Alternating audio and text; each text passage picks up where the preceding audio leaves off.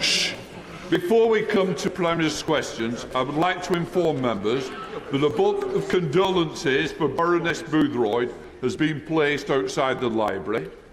I would like to point out that our live subtitles of British Sign Language interpretation of proceedings are available to watch on parliamentlive.tv. We start with questions, Prime Minister. Justin Mathers. Question number one, please, Mr. Speaker. Mr. Speaker, may I wish everyone, but in particular my honourable friend from Montgomeryshire, a very happy St David's Day. Mr. Speaker, this morning I had meetings with ministerial colleagues and others. In addition to my duties in this House, I shall have further such meetings later today. Thank you, Mr. Speaker. The Prime Minister understands the importance of NHS staff because he was out there every Thursday night clapping for them during the pandemic. He must therefore also surely know that he hasn't got a hope of dealing with the NHS crisis if he doesn't invest in its workforce. We have a plan to double medical school places and end the scandal of straight-A students being denied the chance to become a doctor. Patients support our plan. The NHS supports our plan. Even his Chancellor supports our plan. Why doesn't he? Mr. Speaker, the honourable gentleman needs to keep up. We are doing a workforce plan for the NHS. There are tens of thousands more doctors, more nurses in the NHS, record number of GPs, record investment in the NHS. That's what you get with a Conservative government delivering. Mr. Speaker, will the Prime Minister join me in congratulating the staff of Nottingham University Hospitals Trust, who faced with a challenging winter with 300 COVID and flu patients, as well as thousands of appointments affected by industrial action, who have succeeded in reducing the backlog of those awaiting more than 18 months for surgery by a quarter in just a month? And will he further reaffirm the Government's commitment to the redevelopment of the Queen's Medical Centre and City Hospitals, the second biggest hospital investment programme in the country? Prime Minister. Well, I join my honourable friend in thanking everyone at Nottingham University Hospitals Trust for their fantastic work, and I can confirm that we are committed to a new hospital scheme at Queen's Medical Centre and City Hospital as part of our new hospital programme. I know that progress is being made, and I look forward to seeing the project come to completion. We now come to the Leader of the Opposition, Keir Starmer. Thank you, Mr. Speaker, and can I join the Prime Minister in wishing everybody a happy St David's Day. Mr. Speaker, after 13 years of Tory failure, the average family in Britain will be poorer than the average family in Poland by 2030. That's a shocking state of affairs. If the Tories limp on in government, we're going to see a generation of young people learning to say Auf Wiedersehen, pet in Polish, aren't we?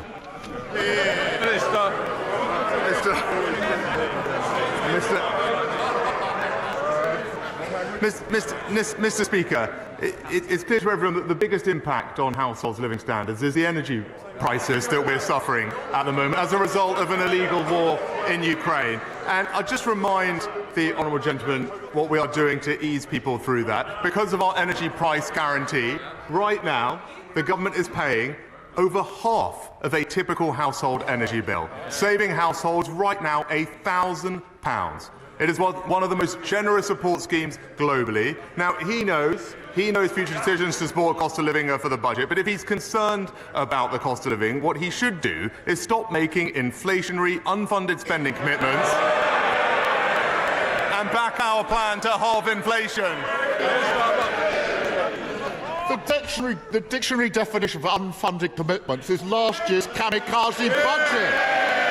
Mr. Speaker, the only country in the G7 still poorer than it was before the pandemic, and he stands there pretending it's all fine. Total denial about the damage and decline that he is presiding over. Delivering growth and tackling the cost of living crisis will mean standing up to vested interests. Energy bills are going to go up by £900 in April. He knows he's going to have to act, but who's going to pay? Hard-working families through higher taxes and more borrowing, or the oil and gas giants celebrating record profits? Well, Mr. Speaker, I know the honourable gentleman. He made a rare trip out of North London to visit Davos. Recently. perhaps while he was there, he missed the survey of 4,000 global CEOs from 100 different countries that ranked the United Kingdom as their #1 European investment destination. Now, if he's serious about getting the economy growing, then he should stand up to the vested interests in the unions and back our minimum service levels. Mr. Speaker, here's the thing. All the CEOs of business saying there's only one party with a plan for growth, and it's this party here. And there's only one party that broke the economy, and they're sitting there. Now, on energy bills, it's not as complicated as he pretends. Oil and gas companies are making vast, unexpected profits, whilst working people face misery of higher bills. He can boast all he likes, but companies like Shell didn't pay a penny in windfall tax last year, and they're still not paying their fair share now.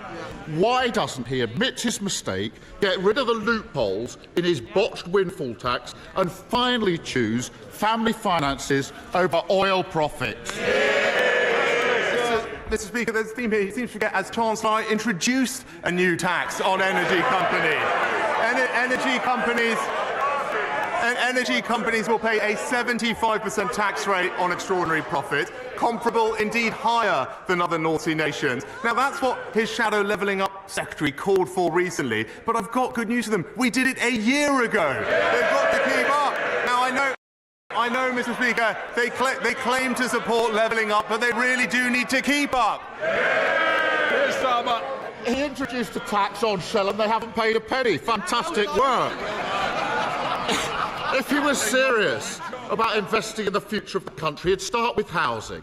A few months ago, his backbenchers forced him to scrap house-building targets. At the time, he stood there and said it would mean they would build more homes. Well, would you believe it? A few months later, the Home Builders Federation say house building is going to fall to its lowest level in 75 years. Now, he can change course on this. He can bring back targets and planning reforms, or he can duck that fight and let a generation down. Which is it? Prime Minister. Actually, Mr. Speaker, we've had recordly high numbers of house building and indeed the highest number of first-time buyers in around 20 years under this government. But he talks about investing for the long term of our country, and that's important when it comes to energy security, Mr. Speaker. But Labour's policy is to oppose any new oil and gas licences in the North Sea. It is an absurd policy that would see us paying billions to countries abroad for our energy while shipping it here with twice the carbon emissions. It's typical political posturing. It's bad for the economy. It's bad for our security, just like the Labour Party. Because of the noise, I don't think the Prime Minister is hearing the questions, because I do think it was on house building. Keir Starmer.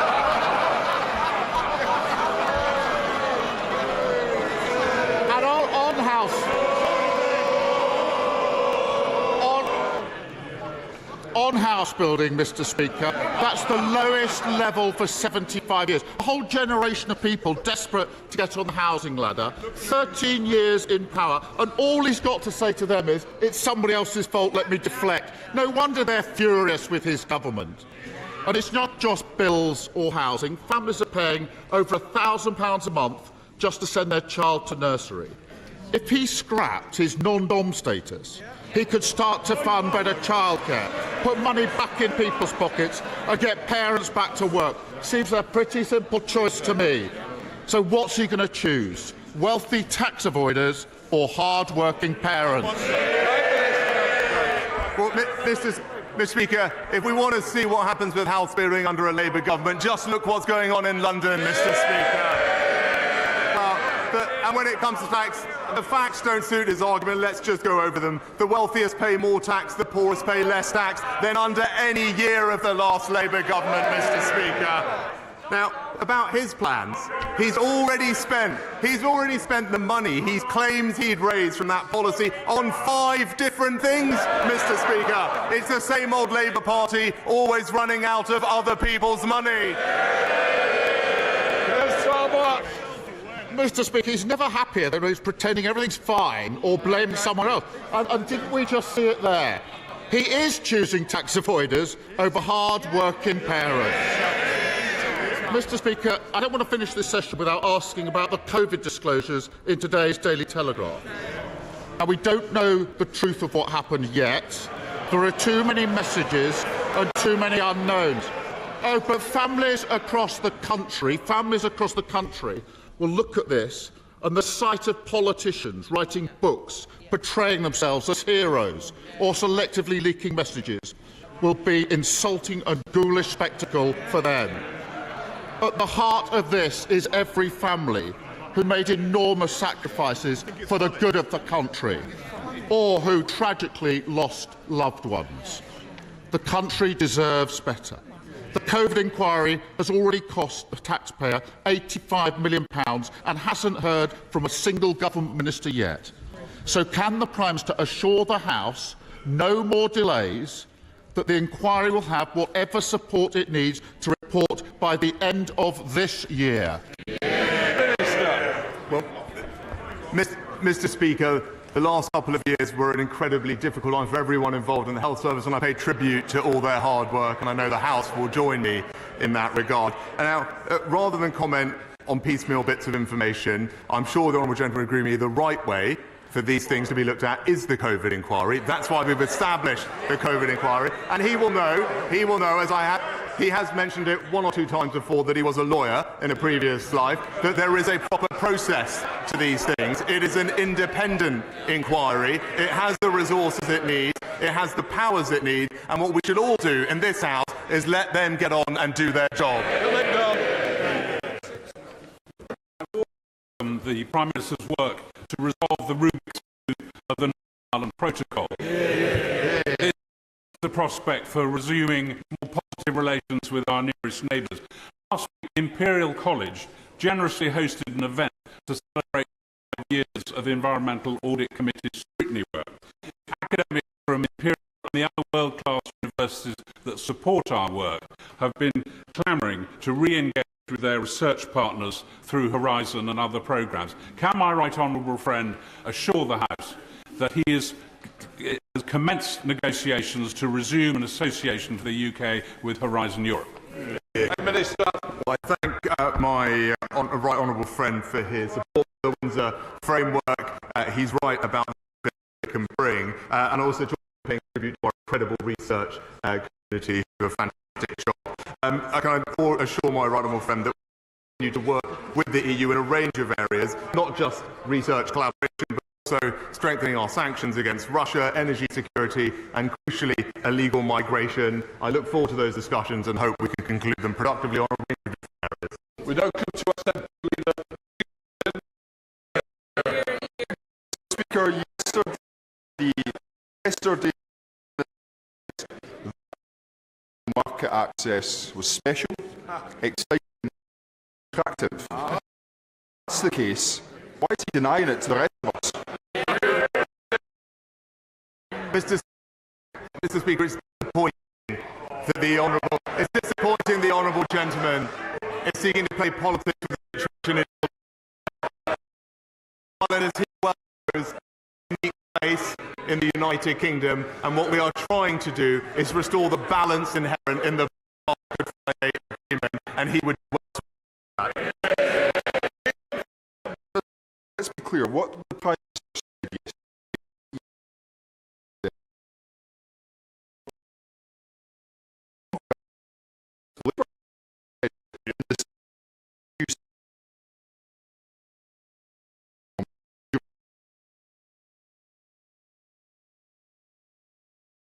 More than he did.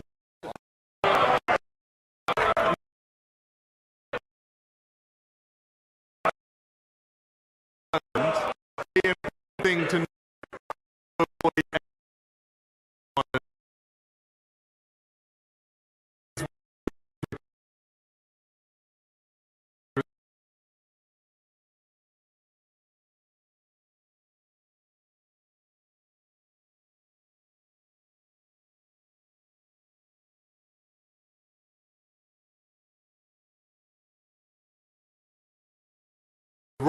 mechanisms in place to support businesses and communities in Northern Ireland. And I would say the honourable gentleman, he knows better than that. He knows that this is about Northern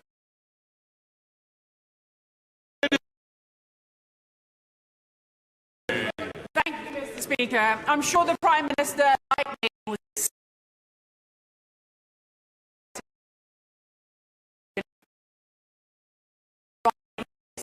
week. Will the Prime Minister make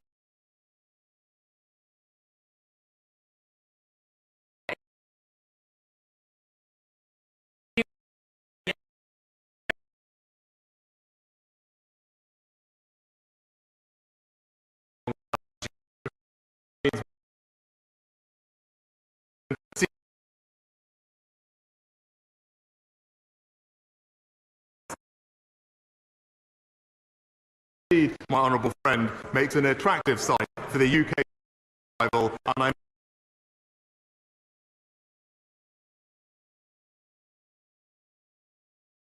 Well, I have to say, Mr. Speaker, it's great that the Prime Minister's on the single market. And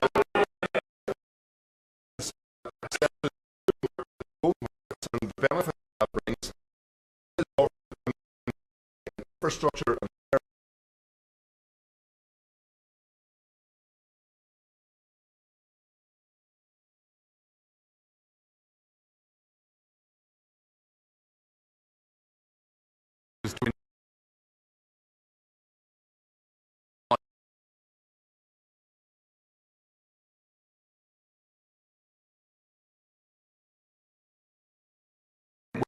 that investment quickly a step on that executive, something that I know everyone in this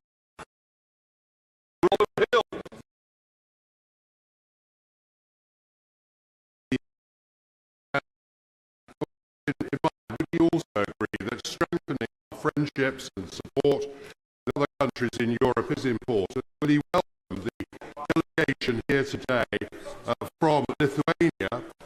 And does he agree with me that the decision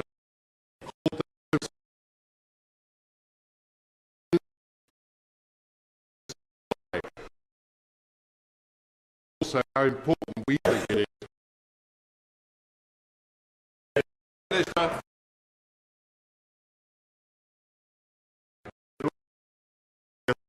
NATO leaders summit in July.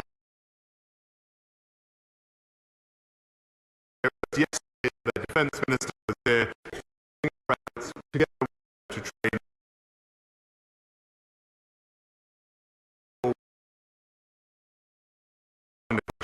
I'm sure the winter and the phase of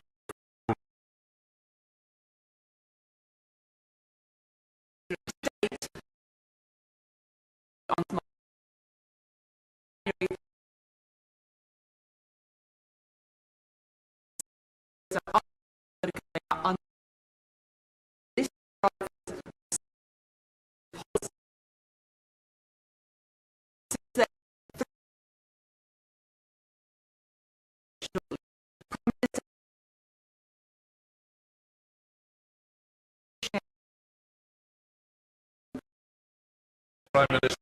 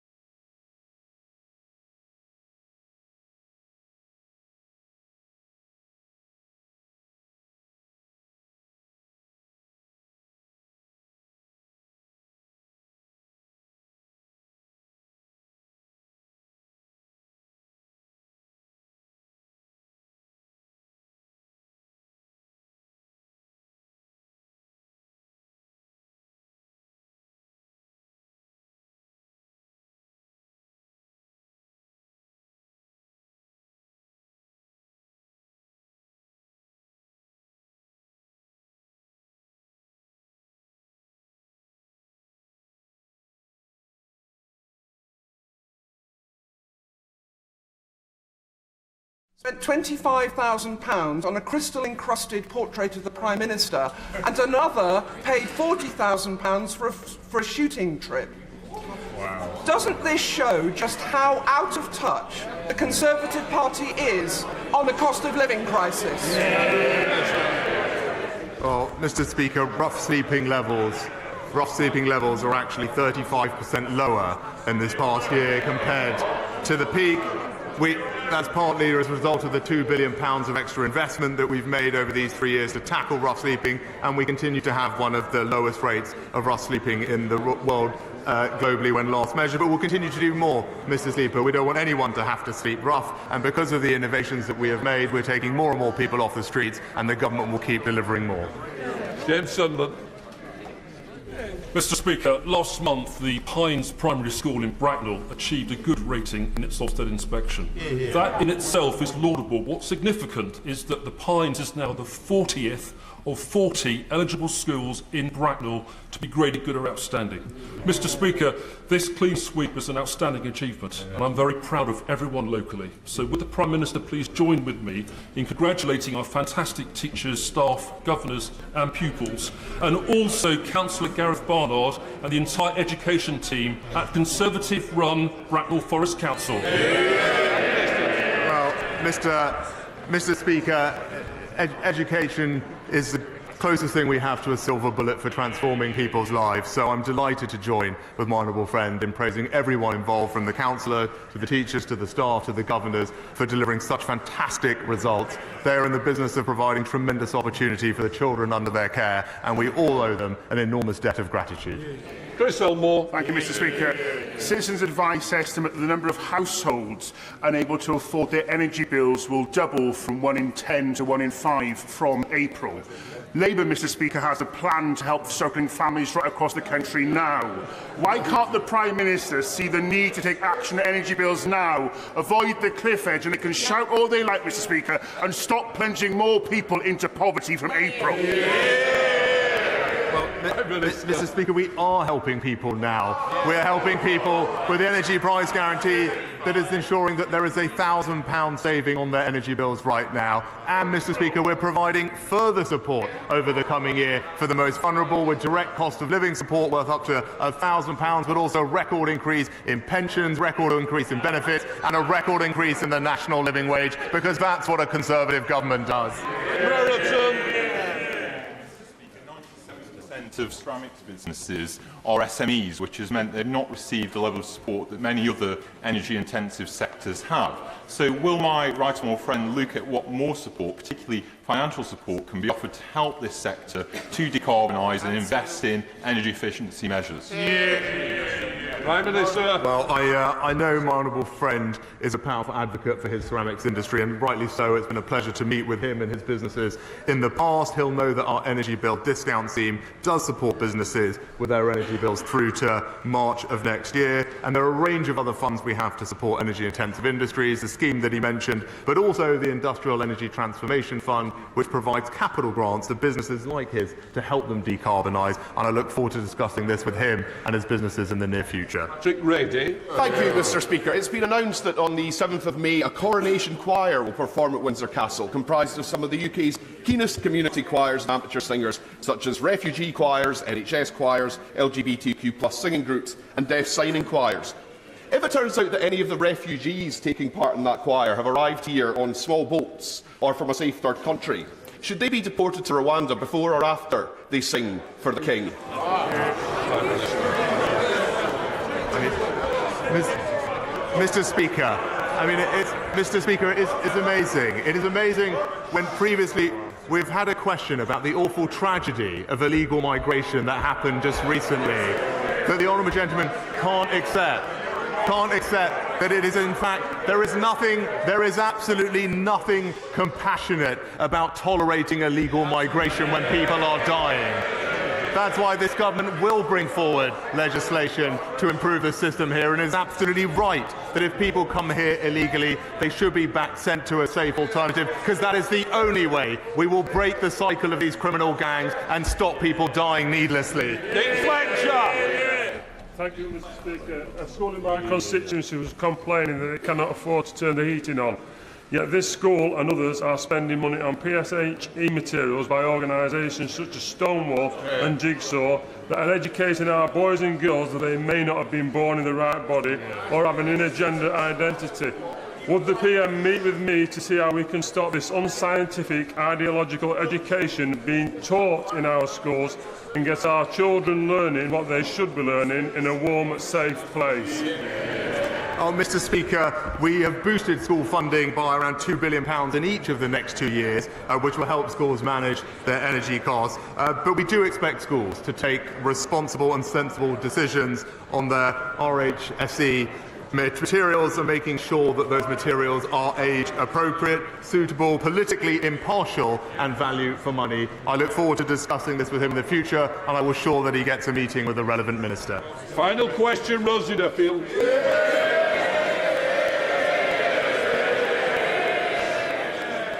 Thank you, Mr. Speaker. The Prime Minister may be aware of Sky News' investigation and report today on the over-the-counter sales of nitrous oxide or laughing gas to children and young teenagers.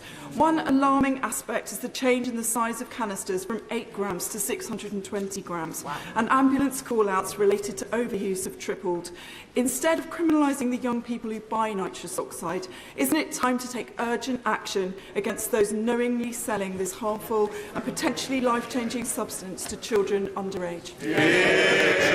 I thank the honourable lady for her question. I share her concern and the concern of members across the House about nitrous oxide's detrimental impact on communities, its contribution to antisocial behaviour, and indeed I mentioned it in the speech I made at the beginning of this year specifically. The Advisory Council on the Misuse of Drugs is conducting a review of nitrous oxide and is looking particularly at this question. The Home Secretary has asked them to expedite their review, and we will consider their advice carefully when it is received. That completes Prime Minister's questions. No, after urgent questions.